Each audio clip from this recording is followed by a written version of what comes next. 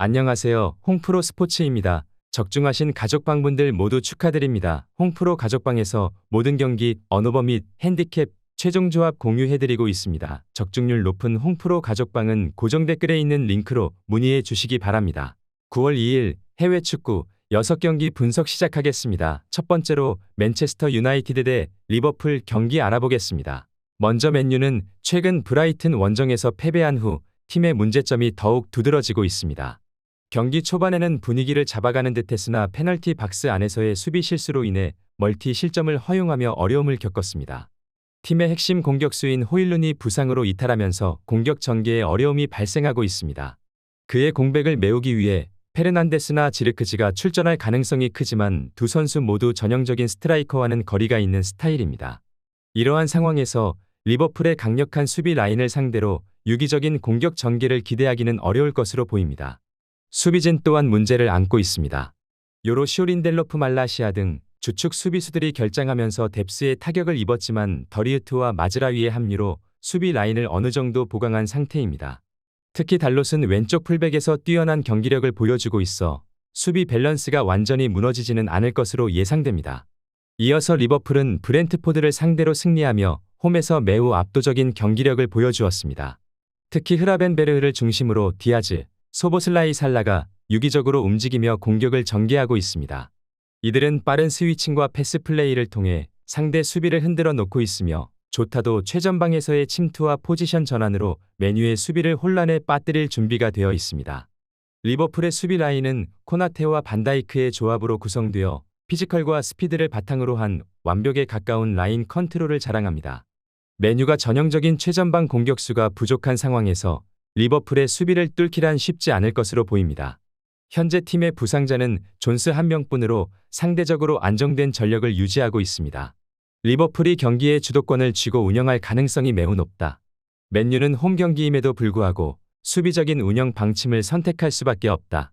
최전방 공격수의 부재와 전력의 공백으로 인해 맨유는 리버풀과의 화력 대결에서 어려움을 겪을 수밖에 없는 상황이다. 리버풀은 유기적인 공격 전개와 안정적인 수비 라인을 바탕으로 맨유를 상대로 비교적 편안한 경기를 펼칠 것으로 예상된다. 리버풀 승리를 추천합니다. 두 번째로 피오렌티나 대 AC 몬차 경기 알아보겠습니다. 먼저 피오렌티나는 푸스카스와의 컨퍼런스 리그 예선 2차전 원정 경기에서 승부차기 끝에 승리를 거두었습니다. 이번 경기에서도 3-4-3 시스템을 통해 지공 전개를 선보일 것으로 예상됩니다. 다만 이번 시즌 새롭게 부임한 팔라디노 감독의 전술이 제대로 반영되지 않은 모습입니다. 중원에서의 암라바트와 리차드슨의 조합은 다소 투박하며 최전방의 쿠함의 바라킨 역시 호흡이 맞지 않는 상황입니다. 그러나 이번 경기에서 백스리의 중심인 퐁그라시치가 복귀함에 따라 비라기와 콰르타와 함께 견고한 수비 라인을 구축할 수 있을 것으로 기대됩니다. 이어서 몬차는 제노아와의 홈 경기에서 패배하였습니다. 이번 경기에서는 3-4-2-1 시스템을 통해 속공 전개가 이루어질 것으로 예상됩니다. 그러나 역습을 담당하는 카프라리와 말디니의 동선이 아직 잘 정리되지 않은 상태입니다. 결국 최전방의 장신 스트라이커 페타냐의 제공권을 활용한 단순한 공격 전개가 예상됩니다. 지난 시즌부터 호흡을 맞춘 칼디롤라와 말이 이조가 탄탄한 백스리를 구성하고 있어 라인을 낮게 형성할 가능성이 높습니다. 이로 인해 피오렌티나의 다소 엉성한 공격 전개를 효과적으로 방어할 수 있을 것으로 보입니다. 피오렌티나가 경기를 주도할 가능성이 높아 보이는 매치업이다. 그러나 이들은 몬차의 밀집 수비를 효과적으로 공략하기에는 부족해 보인다. 몬차 또한 세밀하지 못한 역습을 시도하고 있어 지루한 무승부가 예상된다. 결국 이번 경기는 양팀 모두 승점 한 점에 그칠 것으로 보인다. 무승부를 추천합니다. 영상은 잘 보고 계신가요? 핸디, 언오버 및 최종 조합 공유받아 보실 수 있는 가족방 입장 방법 알려드리겠습니다. 첫 번째로 영상 하단에 댓글을 클릭해 주세요. 두 번째로 댓글에 링크를 클릭해 주세요. 마지막으로 채팅 참여하기 후 메시지 주시고 답장 기다려 주시면 됩니다. 나가기 하시면 가족방 입장 시켜드릴 수 없습니다. 언제든 편하게 문의 주시기 바랍니다. 세 번째로 유벤투스 대 AS 로마 경기 알아보겠습니다. 먼저 유벤투스는 엘라스 베로나와의 원정 경기에서 승리하였습니다. 이들의 공격 라인인 은방굴라와 일디즈 그리고 블라호비치가 이미 좋은 호흡을 자랑하고 있습니다. 로마의 수비 라인과의 대결에서도 충분한 경쟁력을 발휘할 것으로 기대됩니다. 가티와 브레메르는 지난 시즌부터 훌륭한 호흡을 이어오고 있으며 사보나와 카바를 풀백으로 기용하여 공중 볼 경쟁에서도 전혀 밀리지 않는 모습을 보여주고 있습니다. 따라서 로마의 다소 엉성한 공격 전개는 충분히 감당할 수 있을 것으로 보입니다. 이어서 로마는 엠폴리와의 홈 경기에서 패배하였습니다. 이번 경기에서는 4-2-3-1 시스템을 통해 실리적인 운영 방침을 펼칠 것으로 예상됩니다. 그러나 새롭게 형성된 소울레와 도부비크의 호흡이 전혀 맞지 않는 상황입니다. 결국 공격 과정에서 디발라의 개인 능력에 의존하는 경향이 강해 보입니다. 유벤투스의 수비 라인에 대해서도 큰 위력을 기대하기는 어려울 것으로 생각됩니다. 은디카와 만치니가 지난 경기에서 멀티 실점을 허용한 것은 사실이지만 이번 경기에서는 라인을 높게 형성하지 않을 것으로 보이므로 수비가 무너질 확률은 낮을 것으로 판단됩니다. 유벤투스가 경기를 주도할 가능성이 높아 보이는 매치업이다. 로마의 수비 라인이 나쁘지 않은 호흡을 보이고 있지만 유벤투스의 공격 전개는 매우 유기적으로 이루어지고 있는 모습이다. 반면 로마의 공격 라인은 이번 경기에서도 호흡이 맞지 않을 것으로 예상된다. 결국 유벤투스의 근소한 승리가 예상되는 상황이다. 유벤투스 승리를 추천합니다. 네 번째로 세비야 대 지로나 경기 알아보겠습니다. 먼저 세비야는 지난 시즌 팀 내 최다 득점자였던 최전방 스트라이커 엔네시리가 무리뉴 감독이 있는 페네르바체로 이적함에 따라 올 시즌 골 결정력 부족에 대한 우려를 안고 시즌을 시작하게 되었습니다. 루케바키오, 수아레즈 주안누가 골을 기록했지만 두 경기에서 2실점을 허용하며 수비에 문제가 발생하고 있습니다.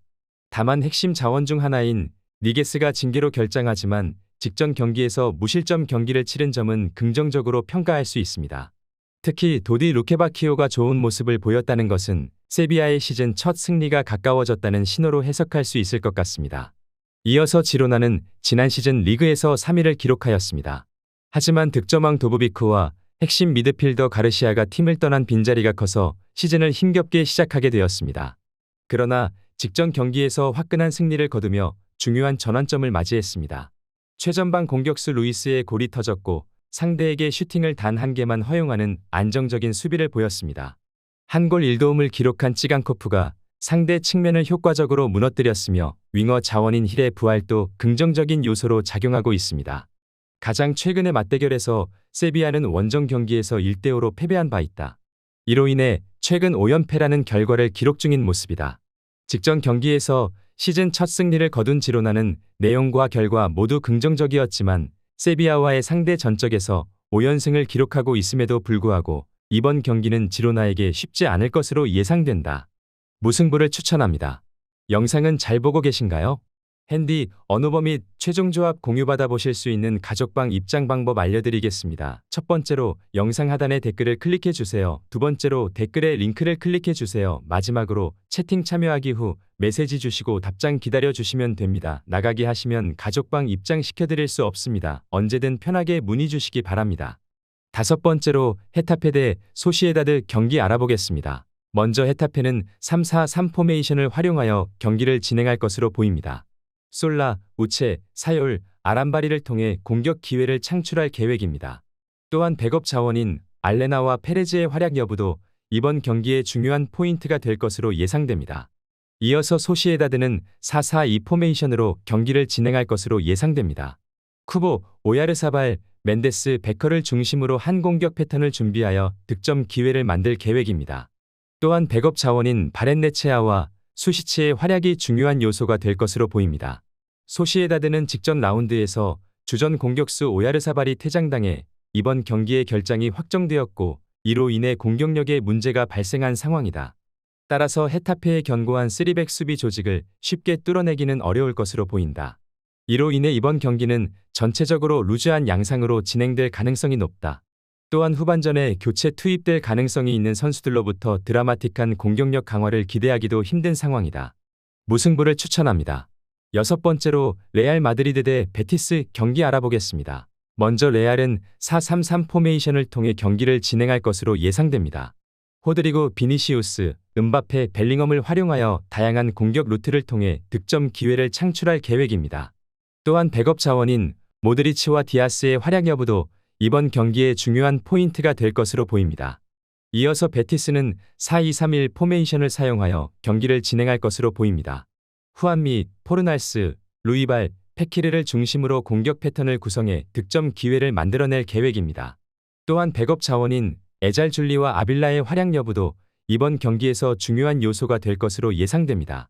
베티스 선수들은 압박하며 볼 소유권을 되찾기 위해 많은 노력을 해야 하므로 체력적으로 쉽게 지칠 수밖에 없을 것으로 보이는 매치업이다. 또한 이번 여름 이적 시장에서 야심차게 영입한 음바페는 동기부여를 가지고 득점에 도전하기 위해 경기장에서 활발히 움직일 것으로 보인다. 따라서 이 경기는 레알 마드리드의 우세를 점쳐봐도 좋을 것으로 보인다. 레알 마드리드 승리를 추천합니다.